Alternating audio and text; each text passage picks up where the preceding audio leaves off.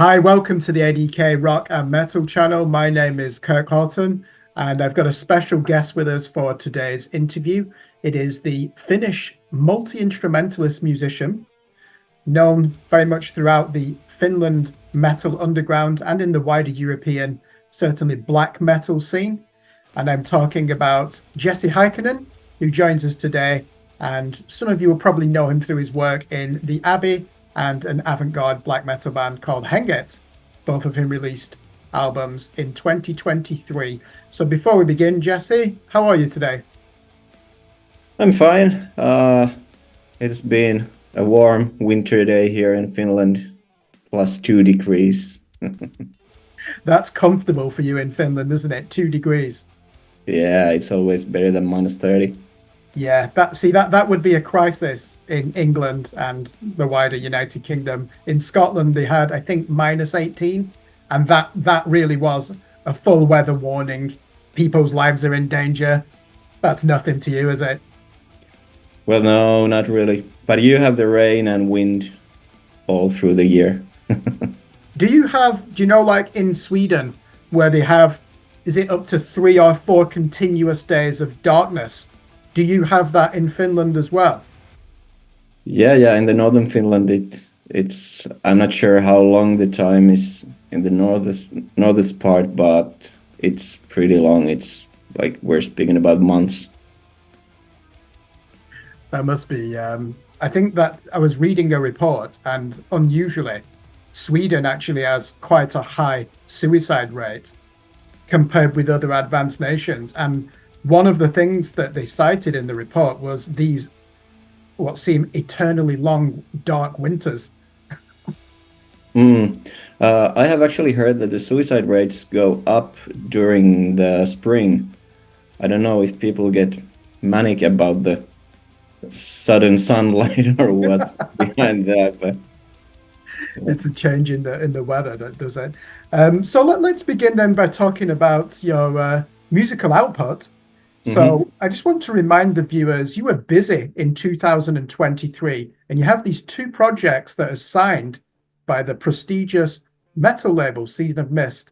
You have this album called Word of Sin from a band called The Abbey, progressive doom metal, gothic undertones, I would say. And then you have this excellent avant-garde black metal album under the name Henget, and the album is called Beyond North Star. Before we talk about those, which musical projects are you working on in 2024? Well, I will release my 5th Iterum Nata album in March, and I have also recorded new material for the Abbey and Henget, and both of the bands will probably enter the studio during this year. I also work as a preschool teacher, and I've written some children's music at work, so maybe I will start working with that material as well. And then I have composed music for a few commercials, and there are some mixing projects on the table. But release-wise, it's not as busy as last year. Definitely not. Does that certainly help with income, writing for commercials? I would like to do that more, but I'm happy I have these few projects going on now. Yeah, because I've noticed you do play keyboards as well, don't you, in some of your Yeah, current bands? Is that mainly musical arrangement on the keyboard and synthesizer that you're doing for the commercial projects? mainly, yeah. Yeah, because I'm just looking here. Am I right in thinking if we look at 2023, you're also in that band Benighted in Sodom. They released 2 albums last year.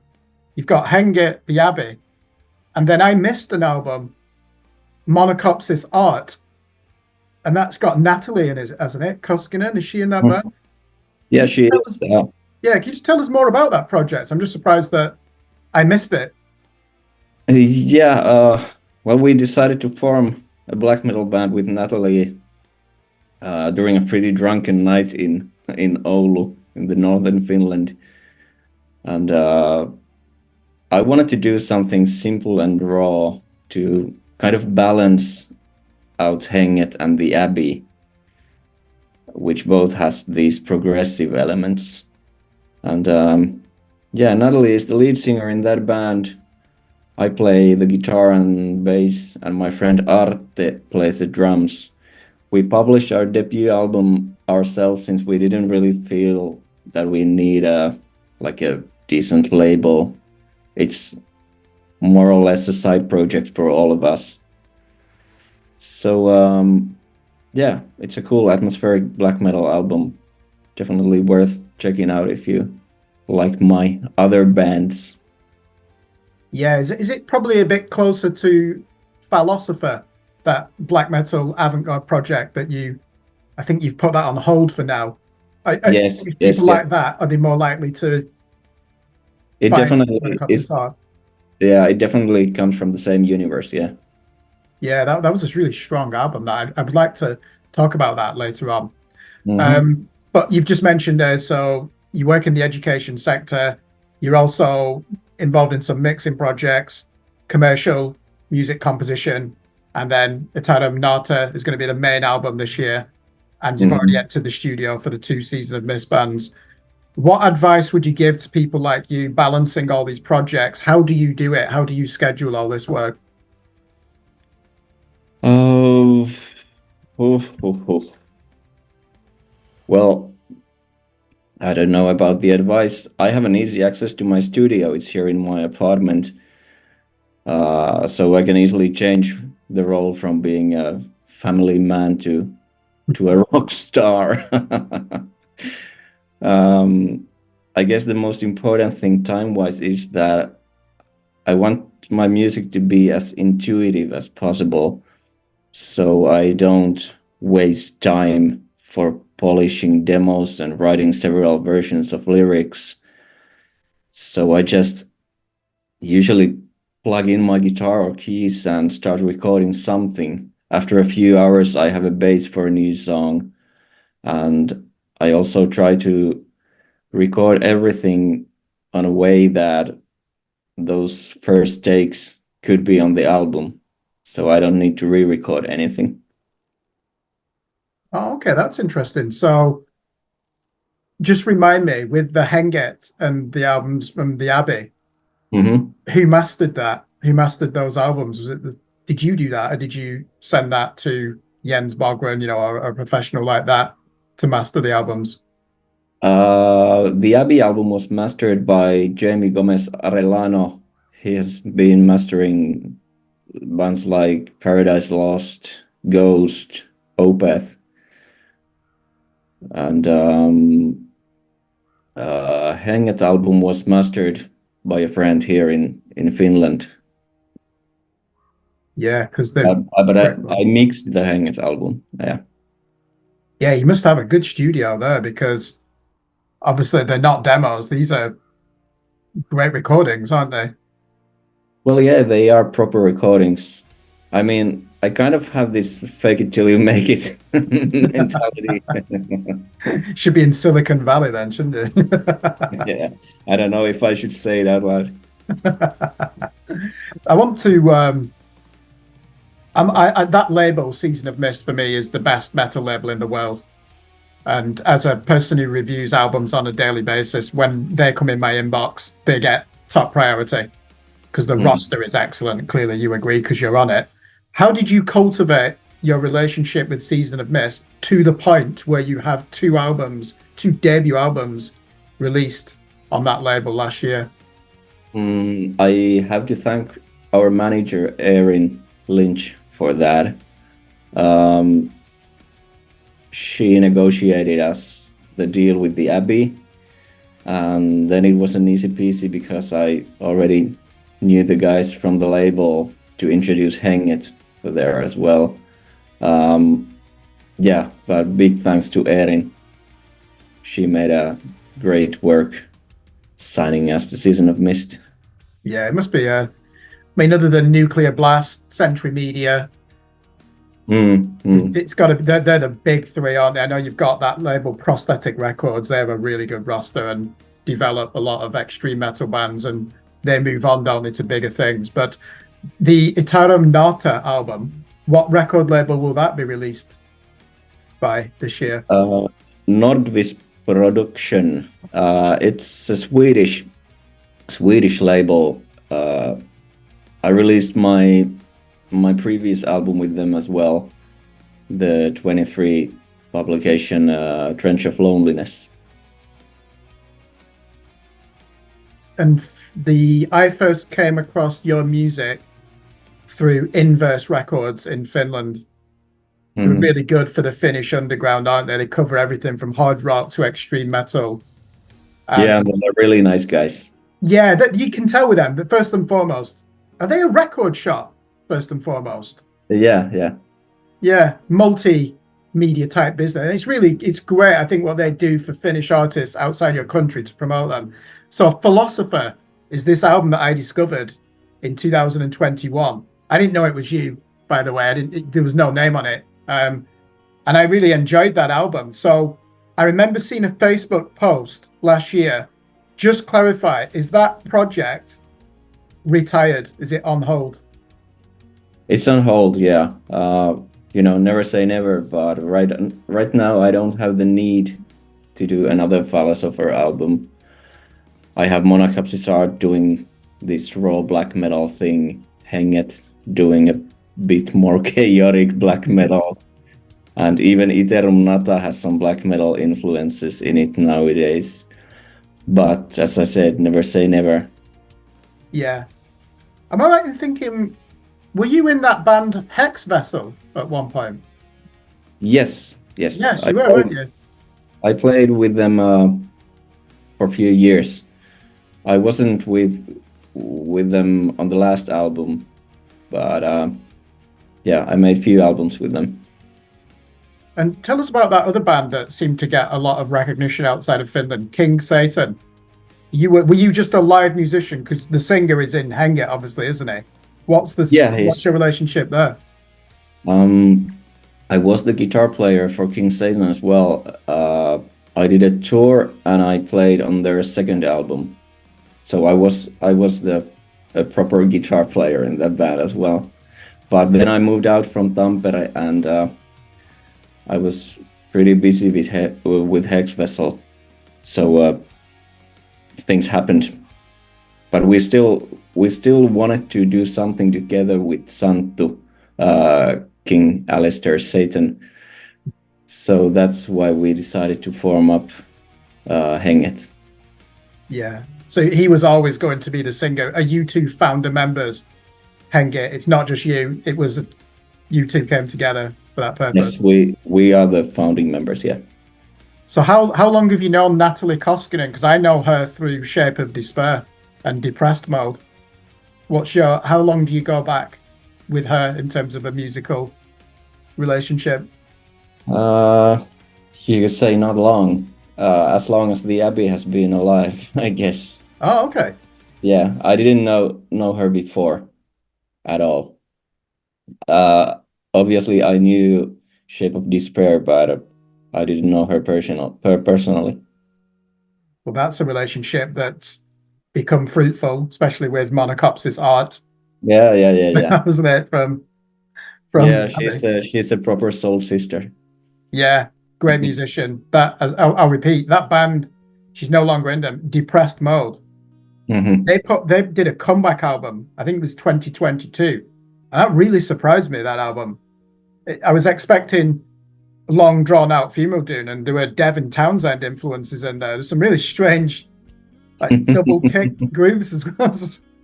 I have to take a listen to it.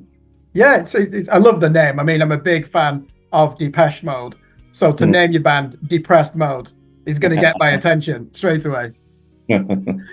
So let's talk about you as a musician then. I know we've already covered some of it. I just want to know a bit more about you and your formative influences. So what was the first musical instrument you learned to play? Well, I started my music studies with drums when I was maybe 9 or 10. But even that even before that, I had always been like touching and playing around with my father's guitars. Uh, but yeah, initially I wanted to become a drummer, but unfortunately, I'm quite a poor drummer nowadays. Surely you can find a band to join as the drummer, can't you? Yeah, maybe I could, but I'm not sure if I have the time. Okay, let's imagine because you want to harness your drumming, you join a covers band. What type of covers band would you join to play the drums that would help you develop your skills? Come on, what a question. You just came off the top of my head. I don't know, something with double bass. Oh, you're really going to challenge yourself then.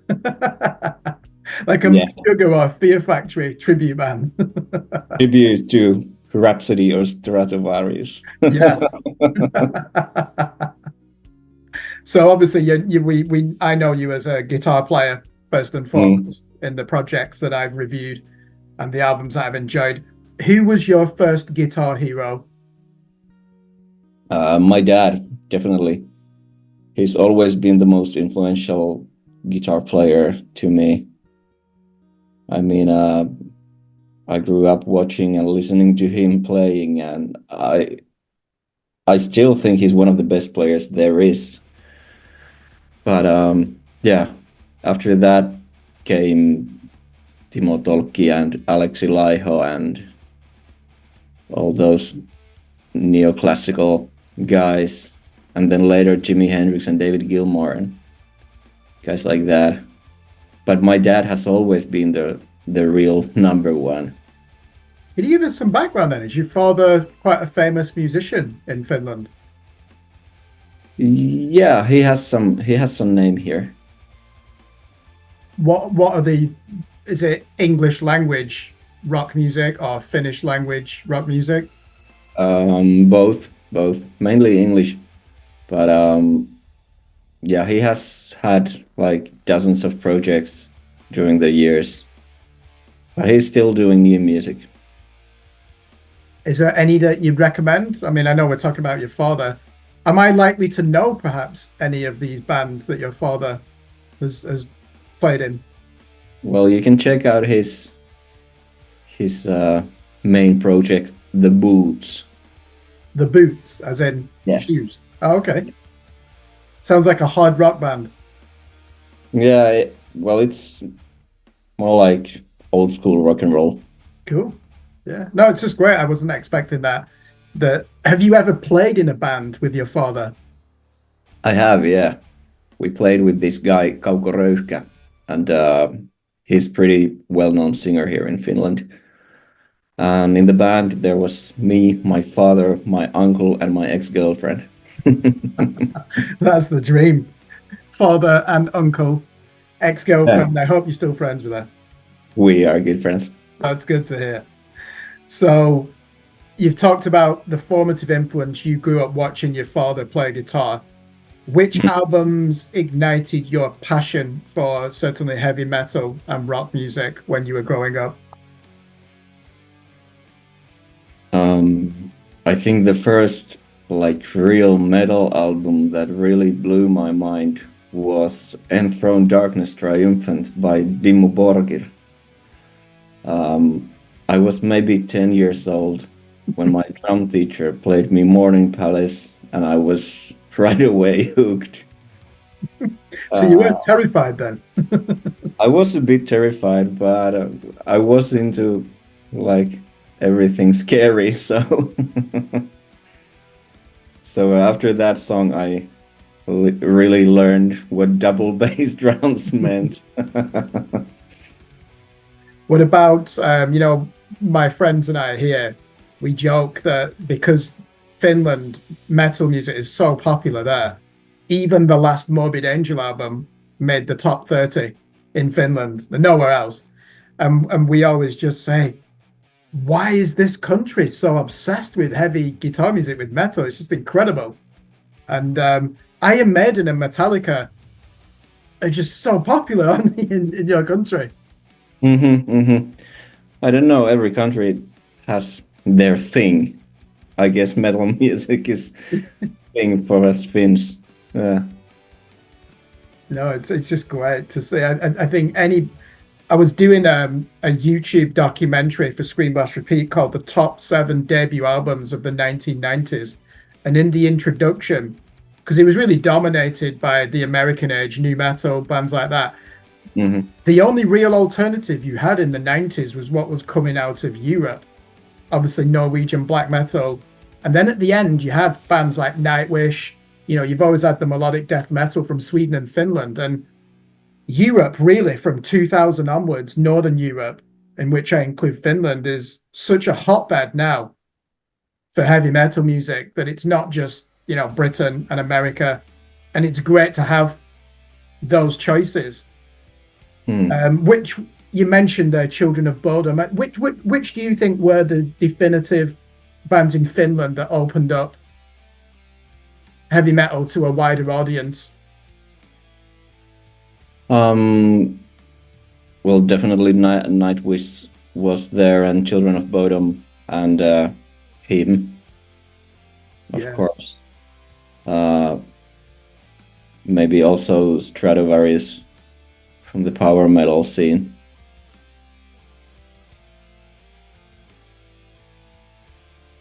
We weren't so successful with music like internationally before the metal boom.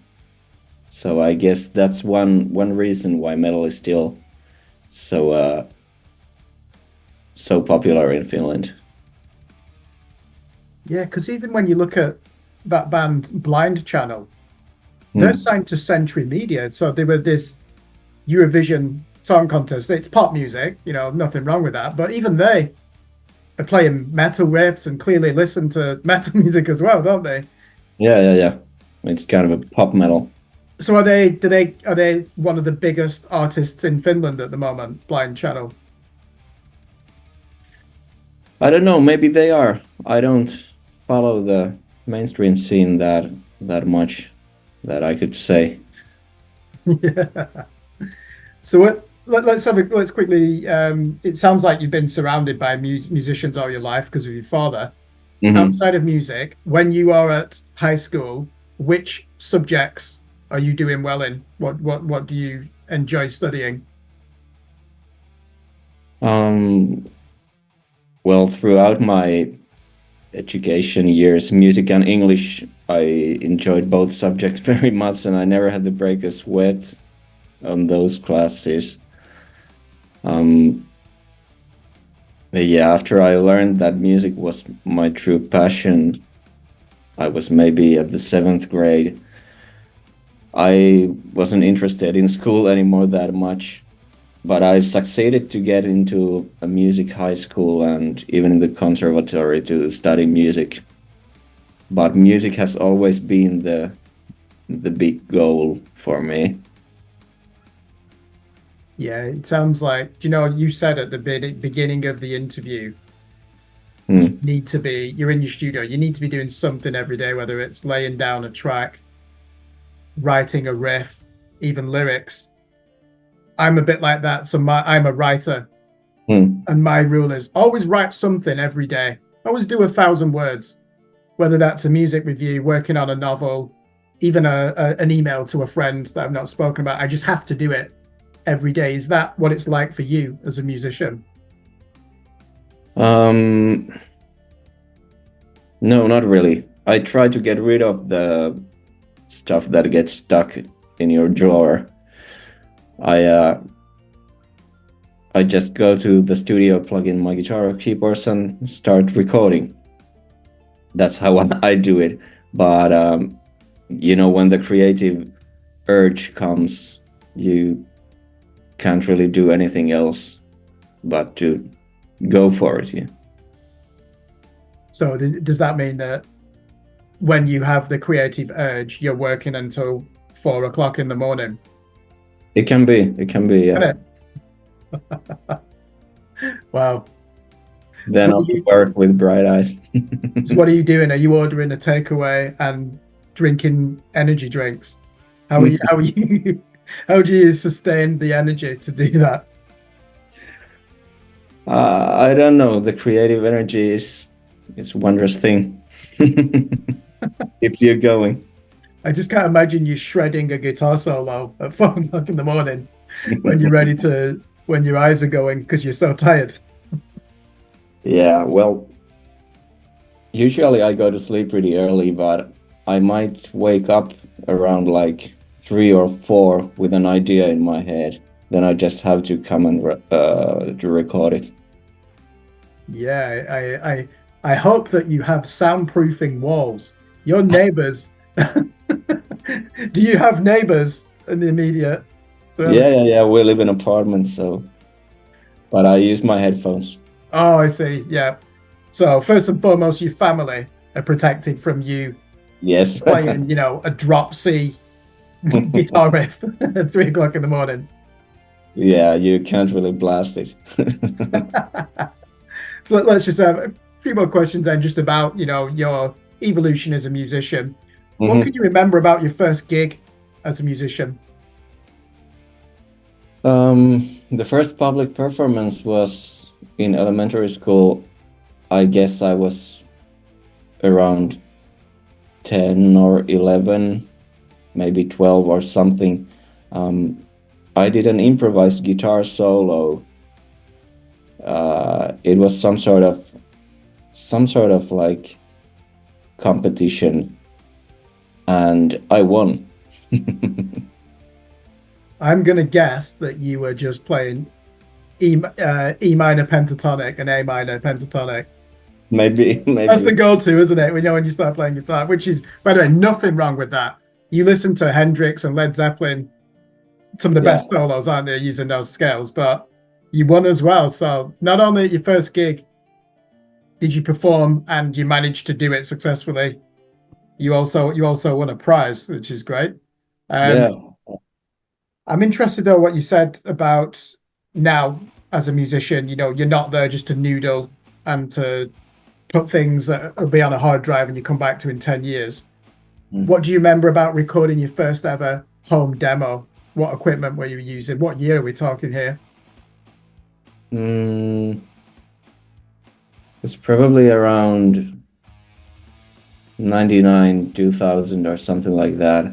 Um, I had this 4-track cassette recorder. I got it from my dad because he had a home studio, and I learned how to use that and recorded some like 4-track guitar etudes or songs. I remember recording Greensleeves. That was pretty good.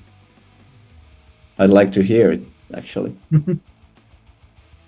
Yeah, I had. I should have the cassette with me somewhere. You'll need to transfer it into a digital file, won't you? Yeah, yeah, yeah. Yeah, I had. I had a 4-track cassette recorder. It really helped me understand. I'm not a musician, by the way, anymore, but I used to, think I was going to be Trent Reznor of Nine Inch Nails, so I would try to compose music. And that feeling when you first record an overdub of a guitar solo on a four Yeah, over that, how euphoric is that?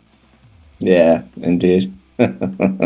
I just miss those times when you play it back for the first time. You're like, oh my god, it's in key. It's got the pinch harmonic in. It's got the pitch bend. Great feeling. So I know you said that you do some work on the side for commercials. I imagine television or media commercials. Mm. Um, do you not consider doing any session music work to boost your income as well? Um, I'm always up for it, yeah. I mean, I have done loads of featurings for guitar solos and guitar tracks. So yeah, I'm always up for commissions, be it as a musician, a mixing or mastering engineer, or a composer. Uh, I'd love to do movie and game soundtracks as well. That would be a kind of a dream I have. So how conscious are you that you need to protect your reputation and integrity as this metal musician? if Blind Channel come to you and say, our guitar player's pulled out, we do need someone for this American tour, are you just going to say yes straight away, or do you need to consider, oh, people know me as this avant-garde black metal musician, will this have an impact? Well, I would have to consider about it, but it's because of personal reasons, not because of what everybody else thinks. Yeah. And what genres would you be open to outside of heavy guitar music, as a session musician? I've done everything from children's music to jazz to black metal, so it's more of the feeling of the band, I guess.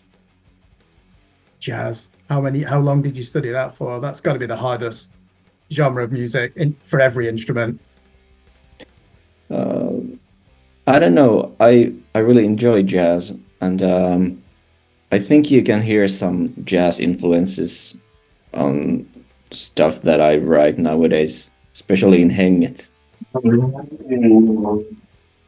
Yeah, Henget, it came out, was it either a month before, a month after A.D.K released their comeback album? So I have those two albums neck and neck last year. They just came out at the right time. Is that a band that you admire, A.D.K? Because you'd be fantastic on a bill with them. Big time, yeah. Would love to do a tour with them. Is Henget? So, A.D.K, if you're listening. Yeah, exactly. If you're listening, this is another band on Season of Mist that would be ideal to tour with you. What is the situation with Henget? Are you a touring band, or is it a studio band? We would like to have some shows, but so far we've had only one. The live situation for new bands is totally awful nowadays. You can't really get decent gigs anywhere. But we're pushing for it, and we're trying to get there. So it's not meant to be just a studio band, no. So you must be aware of that festival in the Netherlands called Roadburn. Yeah. Clearly, that's got to be on your list of festivals. You're on Season of Mist. That can't be difficult to get a commission or to be accepted onto that, can it? Seems like it can. I just went because, especially Henget, I mean, come on, Roadburn Festival, Soul Crusher Festival in the Netherlands, Arctangent Festival in England. The music that you write in the Abbey and Henget is essentially what they look for. Yeah, I hope they are watching this interview. Yeah, no, I mean, I'm just surprised. Especially with the Season of Mist name behind you now, you would expect that to open many doors for these great festivals, wouldn't? Well, you would really, yeah. Good. So there is a chance we might see you at Brutal Assault in the Czech Republic, Roadburn in the Netherlands, hopefully in the future. I really hope so. Glad we could clarify that one then. Yeah. Just got two more questions. One of them you've actually started to answer. What do you think you'd be? I know you said you work in the preschool sector. I work in education services myself as a day job. If not music, what would you want to be doing for a career? It has to be a photographer. Oh. That's my other passion besides music. Do you do the photography for any of the bands that you're in as well? I have done some cover arts or layout pictures and stuff like that. Yeah. I'm guessing, did you do the artwork for that Philosopher album? No, not for that one. No, but with Monocopsis art, I did the layouts and all the photos were taken by me. Excellent. Yeah. Well, just one more question then, Jesse. Mm-hmm. And you've already said at the beginning, studio for the sophomore albums, the Abbey and Henge likely to begin this year then, is it? Yeah, I've created a lot of new material for both of the bands, so I'm hoping we will hit the studio this year. Don't know if it's too soon to say that we will release new material this year, but we're definitely going to record something for the next album, for the both next albums. Yeah. Yeah. And Iterum Nata, that's your that's a studio solo project. You're on the 5th album for Yeah. that. What kind of promotion will you be doing for that album?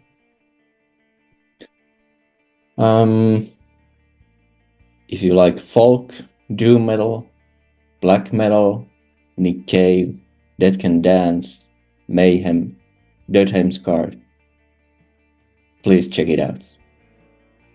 Dead Can Dance and Mayhem in the same sentence. That sounds great. I would check that out. Cool. Great band. Well, yeah, it's out 15th of March. Yeah, I'll be covering it. I'll review it for Screen Blast Repeat.